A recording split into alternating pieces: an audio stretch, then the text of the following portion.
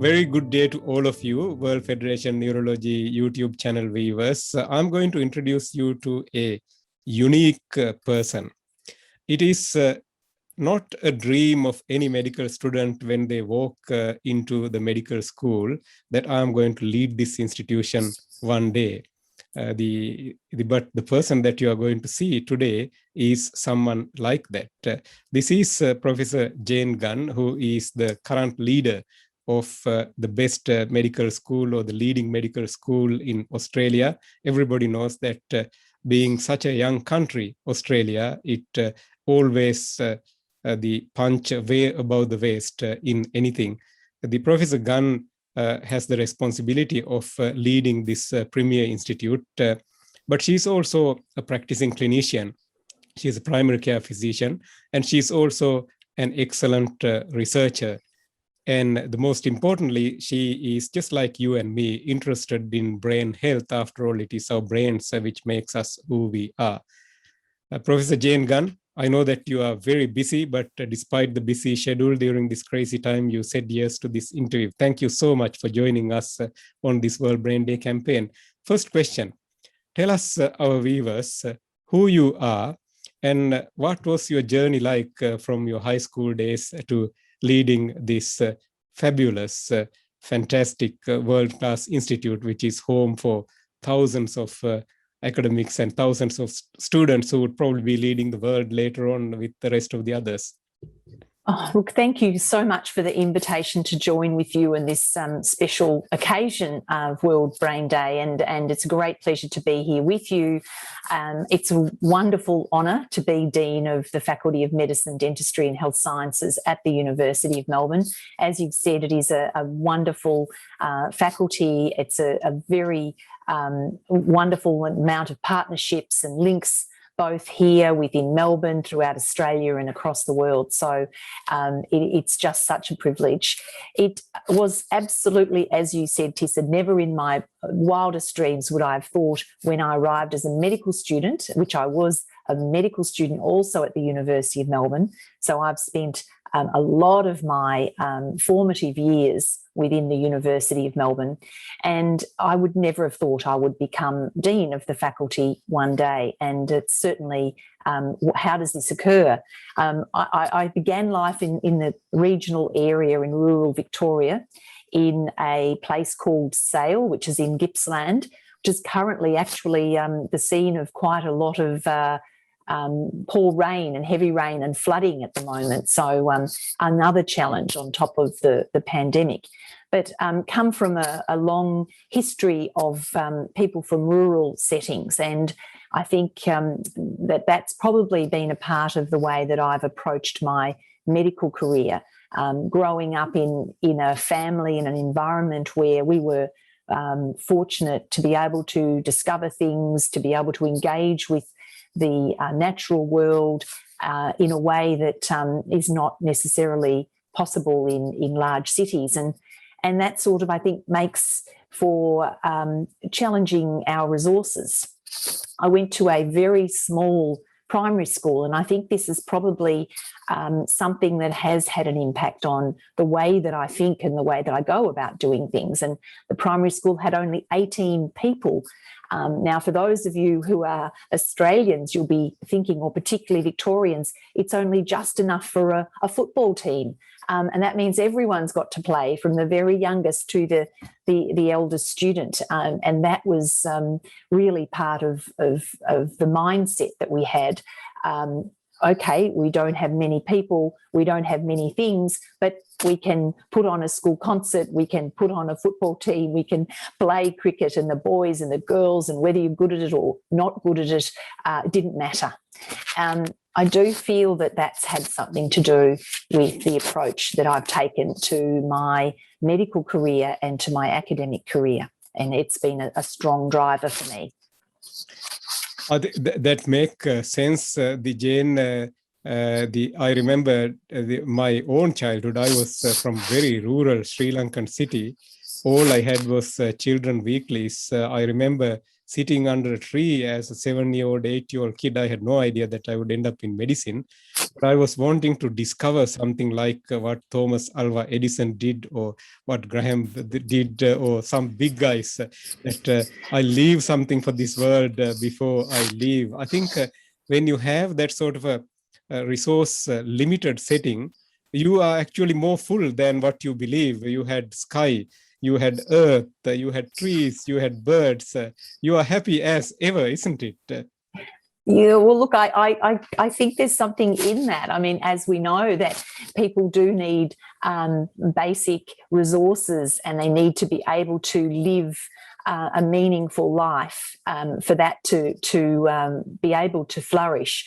But it doesn't mean that more of everything will make that easier, exactly as you say. And I think potentially in what we're going through in the current situation with the COVID-19 pandemic, it is giving us a chance to stop and reflect about what is important, what do we need in our lives, what is our purpose, and how can we make the most of what might be very challenging, very difficult circumstances that we see that we're facing at the moment. So, I think, often we don't think about the way that our childhoods and our experiences influence our later careers, but we know that for sure those things often are planted, those seeds are planted very early in our lives, and it's why it's so important those early years, that we do enable people to get off to a good start in life. And also to let our children know that this is how the world is, and sometimes exposing them to see these things. I personally have taken our children multiple times pre-COVID times to rural areas, and most of our holidays are in rural areas. And every time when we visit Sri Lanka, I make it a point to show them those kids who are disadvantaged and who are still we had this scholarship thing that our family used to do quietly, and we would collect 200, 300 kids who done very well in their rural schools. We would collect them to a place, and we would give them whatever we can, books or shoes or clothes. And then I give them a 5 minutes talk. That 5 minutes talk is basically saying that among you, there will be future leaders in this country. Among you, there will be future doctors, future lawyers, future scientists. Don't worry about what you don't have, but do work hard with what you have, and rest will be reassured. Yes, I think that the opportunities, particularly, in the environment that we're here in Australia, we have amazing opportunities for our young people. We have also groups that are struggling. And I think one of the things that we've seen in Australian society more generally is this really strong commitment to realise, allowing everyone to be able to realise the things that they enjoy, the things that they're good at, the contributions that they can make to society. And I think, I'm always just so, it's such a good thing to meet our young students that are studying medicine or nursing or all the allied health professions. Whenever I meet them and interact with the students in our very large faculty, it's hard to get around meeting them all. I'm just so impressed with their stories. And particularly those that come from backgrounds where it wasn't as easy for them to access medical school. And every one of those stories that I hear from our scholarship recipients, or Access Melbourne, as we call it, recipients too, it's so inspiring. It's just so inspiring. So I think we have an amazing talent pool amongst our younger students and doctors and healthcare professionals. So the world, it's in good hands for the future. There's lots of inspiring young people out there doing great work. Absolutely. And you touched upon a very important thing previously, the purpose of life. I would like you to expand this more. I think when people do things for the purpose of life, they extract great things out of their brain, and they deliver unbelievable things to this world. You absolutely spot on that we are, despite the pandemic, despite the floods in Sale, I am eternally optimistic. I think we have enough decent human beings worldwide who could reset things, and we would be smarter out of this calamity.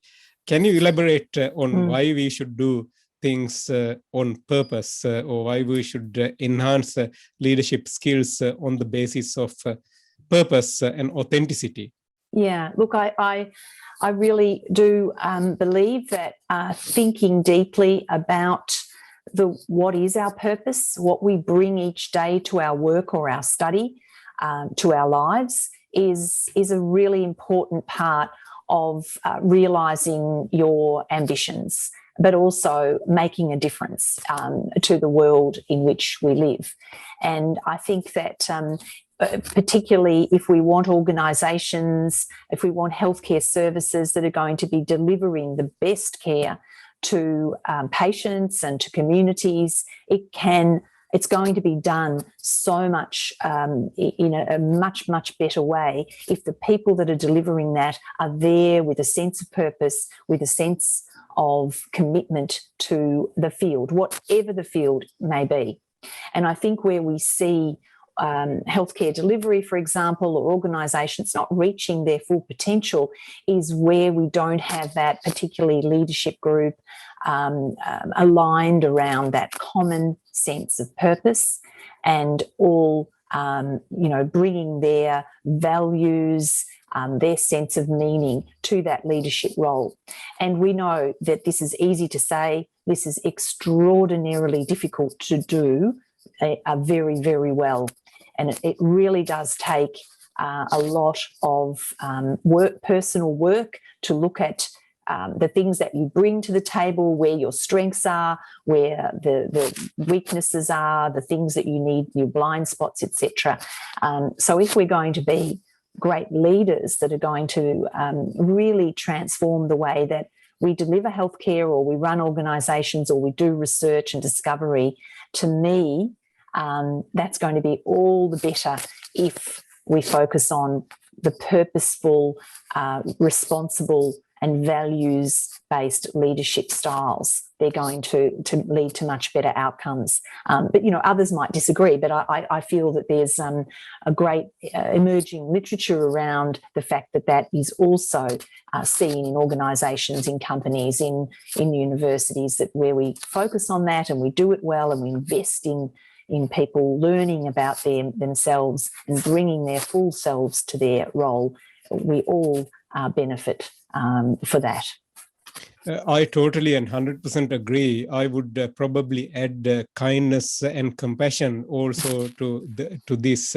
We have seen by looking at leaders like Honourable Jacinta Ardern, New Zealand Prime Minister, how you could be purposeful, kind, compassionate, easygoing, mum, all these things, wife, all these things, and still, and the exceptional leader, changing the game in front of everybody's eyes. I think it really the whole same whether you are a leader in a hospital or the university or any institution for that matter. I think you touched upon a very important the aspect. Do you want to say anything else on that, or can we move on to a different topic? Oh, I'm happy to move on to a different topic. I think that topic could be talked about for a long time, and it's one that everyone needs to work on in an ongoing way. It never ends.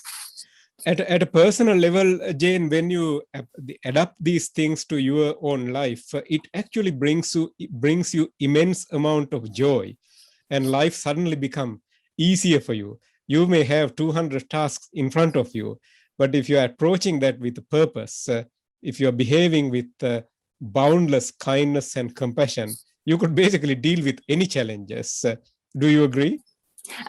Yeah, I think it does sound a little bit exhausting. I think that one of the things I would say about when you bring your full self, the authentic self, to the leadership roles, I agree that it's easier. It's much easier. You are yourself. People take you for what you are or not. And so there's that there's a point of vulnerability there to do that. So that requires taking a risk.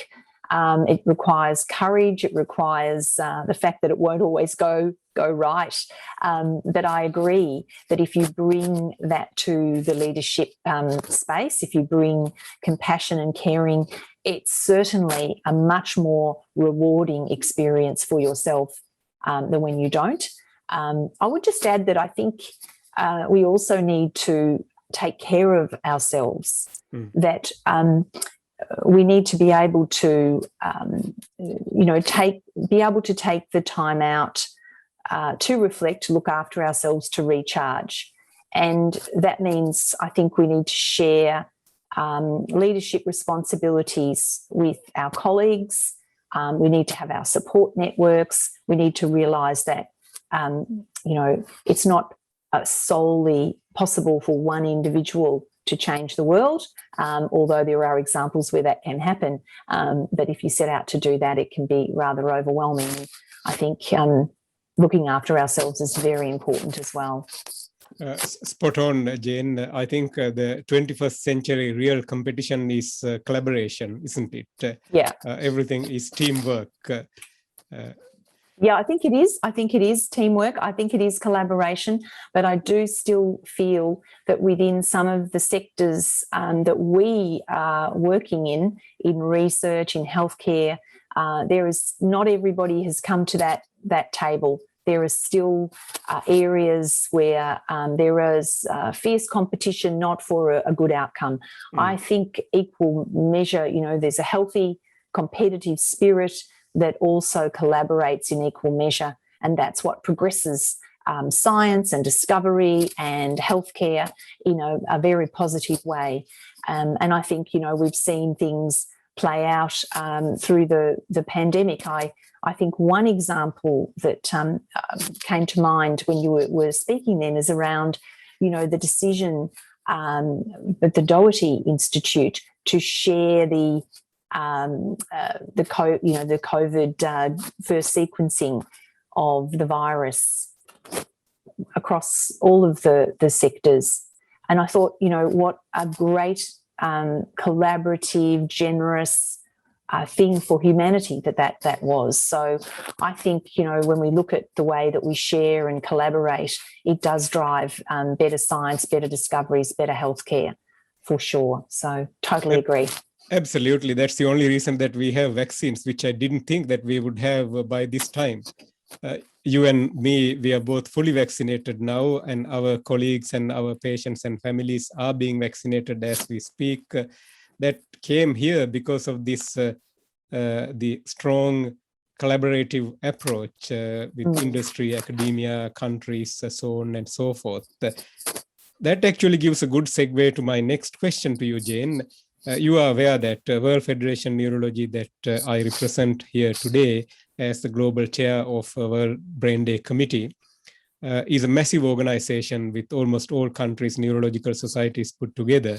We collaborated with equally massive global patient advocacy organization called Multiple Sclerosis International Federation. So basically, these are two massive organizations work in collaboration with World Health Organizations, World Health Organization. And this year, our theme is to drive home the message on multiple sclerosis, which affect young people. As a senior academic leader in one of the leading medical faculties in the world, and as a practicing leading primary care clinician and a clinician scientist, how excited are you to see two massive organizations collaborating to run a year-long campaign on multiple sclerosis, World Brain Day 2021? Well, I think it's a wonderful initiative, and I know, thank you for doing it.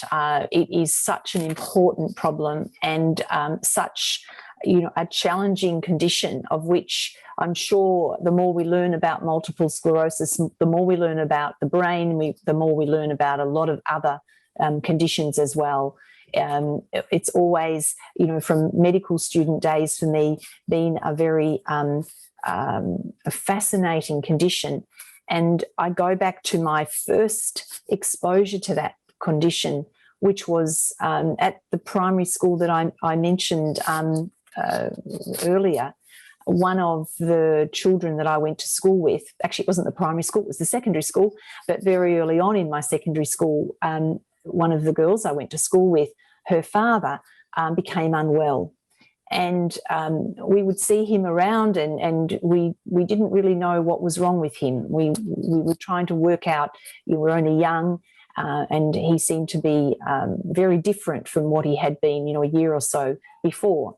And over time, it was learnt that he had multiple sclerosis. And unfortunately, his condition was quite rapid and progressive. And I can still conjure up the picture of, I think, the first time I really saw him and realised something was wrong with his speech, with his movement, etc. I can see it as clearly now as it was at the time. So I think that just highlights the both the invisible nature of multiple sclerosis, but also the potentially very visible nature of it as well. And I think anything, that can be done, obviously, I've known various people, patients, colleagues that have developed multiple sclerosis and cared for them. But also, I think, as a general practitioner, one of the things, multiple sclerosis is often on our minds.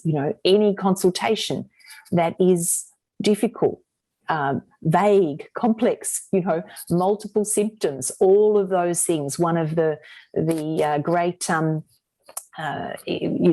things that can present in various ways, masquerades of medicine, is multiple sclerosis.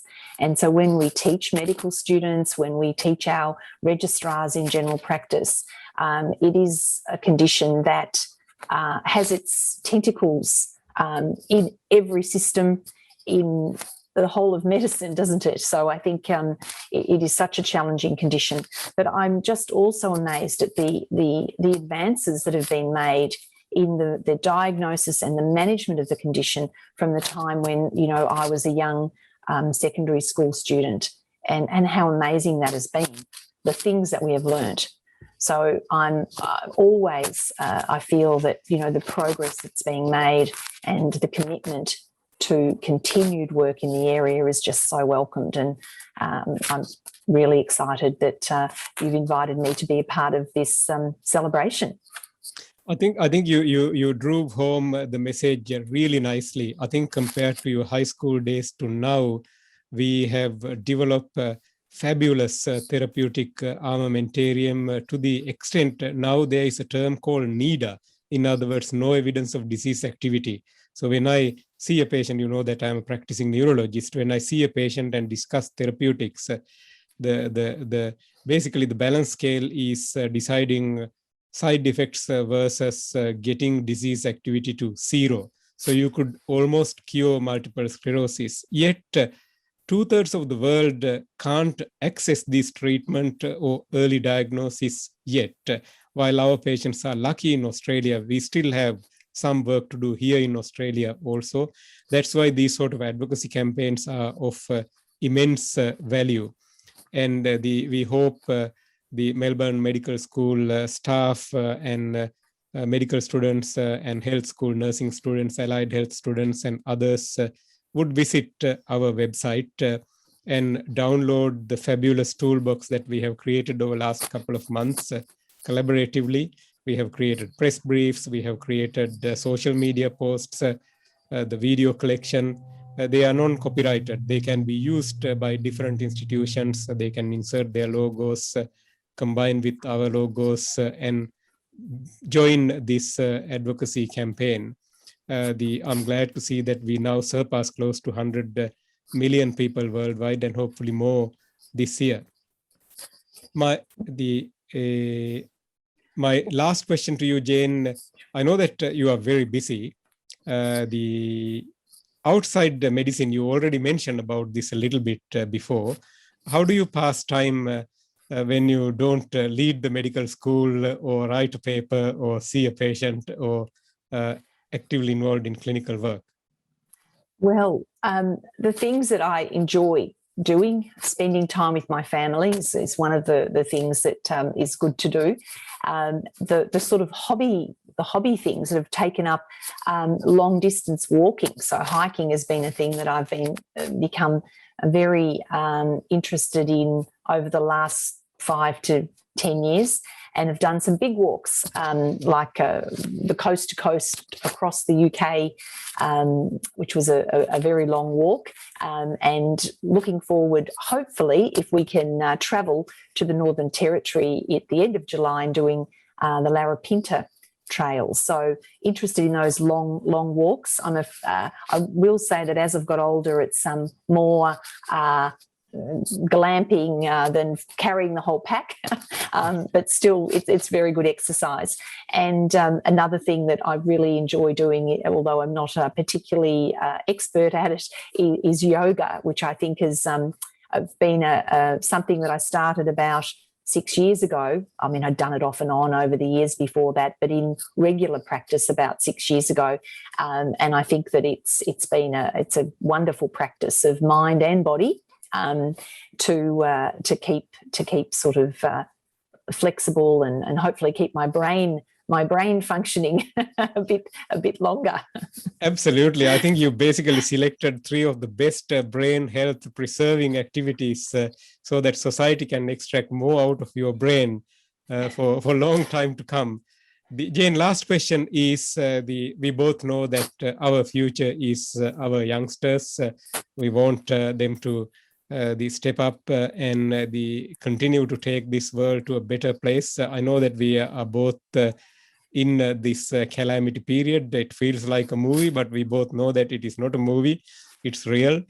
The humanity is potentially under threat from this virus, but I'm optimistic that we would take over this and we would put that to aside over the years.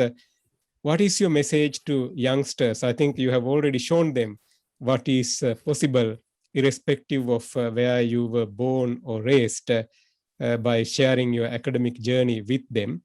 But to summarize it all, what do you want them to take as a take-home message, wherever they are, whether they are watching this from Sub-Saharan Africa or Asia or Americas or any other European country? Well, my take-home message would be that find the things that you really enjoy doing, find the things that you are good at, and if you can manage to put both of those things together, the things you enjoy and the things that you are good at, and realise that you can develop those talents as well, but over time, then I would say really go for trying to achieve your dreams. But I also would say that it doesn't matter if the absolute dream isn't clearly in front of you. You take one step at a time and opportunities will come up, and you never really know where they will necessarily lead. And that's okay as well. So keeping an open mind, saying yes to new opportunities and following that passion of the things that you enjoy and the things that you are good at. And then I think, great things will be likely to happen. I think absolutely right. You said that very correctly, and you hit the nail on the head, Jane. Some people ask, how do I get involved leading this World Brain Day? This was never in my mind when I was walking up to the first World Congress Neurology. What happened was, I think 2007 or 2008, I was at an international meeting and nobody knew me. I think I had like one publication under my belt at that time. I was into my first year. And I saw a workshop for neurologists and trainees from a resource limited setting. Although I was practicing in a resourceful setting at that time, because of my background, I was wanting to drop in. So I sat quietly watching it for about half an hour or so. The ordeal finished. I didn't know who was in the front. And then I didn't like some of the comments that I heard about developing world, because I traveled back and forth between Sri Lanka and Australia multiple times. I sort of put my hands up and introduced myself, saying that I was born in Sri Lanka, trained in New Zealand, currently doing my first consultant job in a new city. But I would like to correct that some of the things that this particular speaker mentioned was not exactly the thing that I have seen every time when I visit to do a teaching gig or something. So I sort of very patiently and quietly mentioned that. And then the chair of that meeting corrected my statistics. I think if I said that 60% of the world population live in Asia, Oceania region, he said something like 59.2 or some sort of few point corrections. And then he said he would take notice on that. So I came home and went back to my usual work. A week later, I got an email. I didn't realize that he was actually the president of World Federation Neurology at that time and a very big chair neurology professor in the Canada. So his secretary was saying me, it went like this: "Dear Dr. Wijeratne, our president took the suggestions very seriously. He wanted you to help him to do this. As a matter of fact, he suggested you to be the member for the Global Education Committee for your region that you so care about, so that you could do what you propose as doing." And I blame him every year now, 10 years down the track, that you put me into this trouble. So things come on your way when you least expected. Exactly, and I think he was a very smart person at the time, to see the person that he had before him. But I think that's the most exciting thing about being in a leadership position, that you get to meet young, up and coming, talented researchers and clinicians, and it's a joy to be able to open opportunities for them. And I think that that's one of the most rewarding parts of leadership. And I'm sure you're doing that for others as well now, that you're able to tap them and say, here's a job for you. Absolutely. I actually keep collecting all basic physician trainees go through me. I think I'm up to now 410. Time to time, I get the list and see who is there. Now I have a dean of a medical school in a different country among one of them, 2 senior professors. So that joy, you can't put a price tag. No, you know that you made some impact on them, and you just watch them grow and see how they serve humanity. Yeah, I think it's great. And you know, the people that contact you, you know, the interest that you can generate, and then, you know, don't be afraid if people are out there wondering that they have a particular idea and they think of a way they could do it better. There's no harm in contacting someone and saying they've got that, or standing up at a meeting or whatever it might be. The worst thing that can happen is that it doesn't happen. But as you say, the doors were open for you just by putting your views forward. So we're all the better off for it. It's great work that you do. Absolutely. Thank you so much, Jane. We wish you all the very best. I know that all universities globally are in sort of a crisis at the moment. Your job is not an easy job, but take care of yourself. We wish you all the very best. Stay safe, stay well, and continue to help us to spread the word on brain health on World Brain Day campaign. Melbourne University had been a strong supporter for us for a long period of time, and I'm sure it would continue. Well, thank you so much. Thank you for all your work, and thanks for the opportunity. Thanks, Jane.